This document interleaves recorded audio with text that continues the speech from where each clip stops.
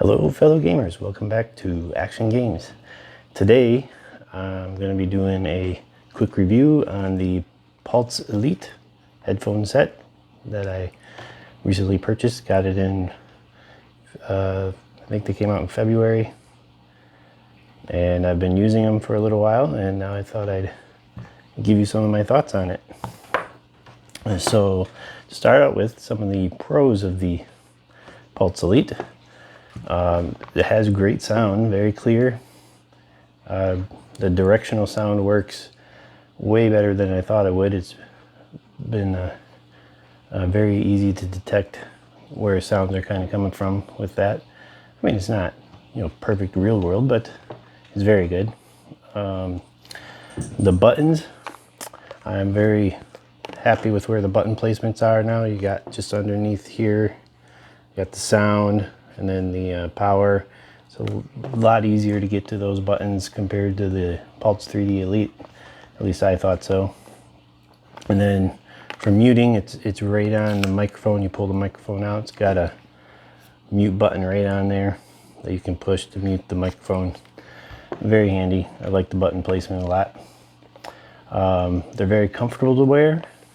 These nice foam pads around the ears are great. I can barely feel this top head, I don't know what you call that, head strap. I can barely feel that even after hours of playing. These things never really wore out my ears or my head. I was happy with that. Another thing that's very good is the battery life. That was really amazing. I used it for just about 2 weeks before I had to plug it in to charge it. And probably a week of that it was on 3 bars.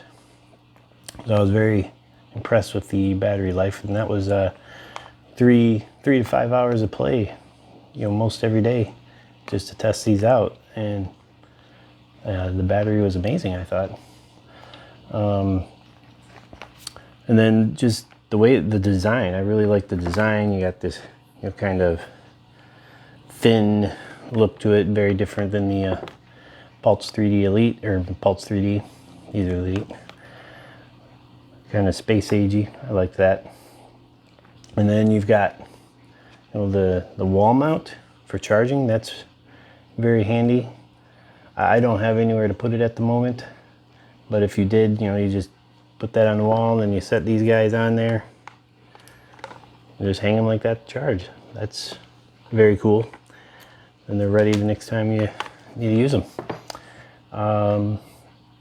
Another really neat feature of these is you can connect to both Bluetooth or the PlayStation Link, through this dongle.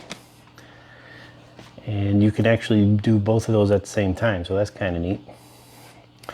But as with most things, there are some cons that I didn't like too much. And one of the biggest ones, the linking is very fickle at times. I found myself needing to relink these way more than I would have liked. Maybe that'll be something they work out in the future in an update or something. I hope so. If you turn on the headset before you turn on your PlayStation, you're going to find yourself needing to relink. I had to hit this button constantly to get these things to reconnect to the PlayStation. If I did that, if I turned on the PlayStation and let it boot up, and then I turned on the headset, then they would link no problem. But if I turned on the headset before the PlayStation, I had a little difficulty. I'd find myself needing to, click the button on the dongle and then hold the power button to relink. So that was kind of annoying. But then once you got them going, they were good again. Another thing, when the battery did finally die and I plugged this in to charge, it lost connection to the PlayStation Link as well. And it took me several attempts to resync the headset to the PlayStation. So again, that was kind of annoying. That there's something there with the linking that they need to work on.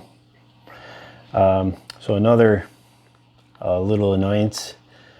If you plug this dongle into a USB port next to another USB device that you have plugged in to your PlayStation, which would typically be probably like a USB external storage drive, which I have, and when you plug this in next to that, you get a lot of interference from the USB drive, and the headset will cut out.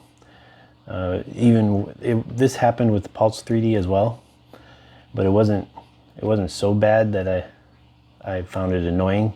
But with the Pulse Elite, I was losing connection sometimes because of this dongle being next to my USB external drive. So what I ended up doing was just plugging in the dongle into the front of my PlayStation so that it wasn't right next to the external drive. And when I did that, the interference went away. I would imagine another solution would be you could get a USB extension cable and then just kind of run that cable somewhere away from the USB external drive, and I would imagine that would work as well. But what I did was I just put the dongle in front. I'm not sure, I think I might get the extension because I'm not sure I like the dongle sticking out in front. It's just kind of risky to me, bump it and break it. I don't like that. So I think eventually I will get a extension cord for the USB. The only other minor annoyance I had with this is there are very few buttons. You've only got, you know, the volume, the power, and the mute. The Pulse 3D headset had a button for changing the level between voice chat and game sound. That's not built into this anymore. You have to actually do that through the PlayStation if you need to change that level.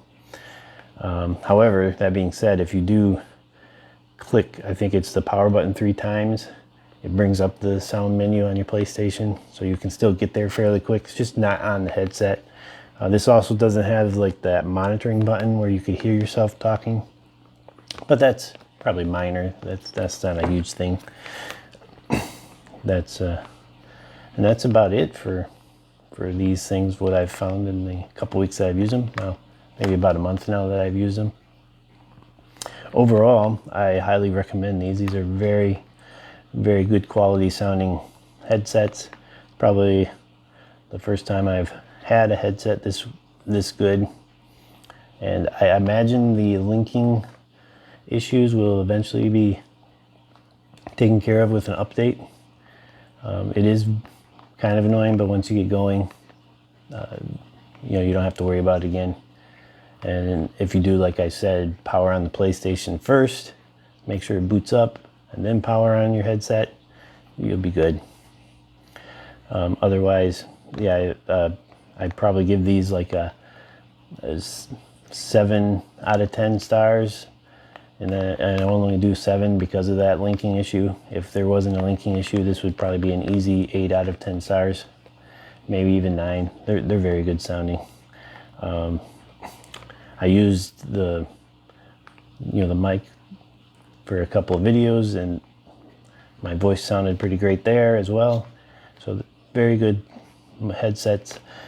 Highly recommend it. And yeah, that's about it. Thanks for watching.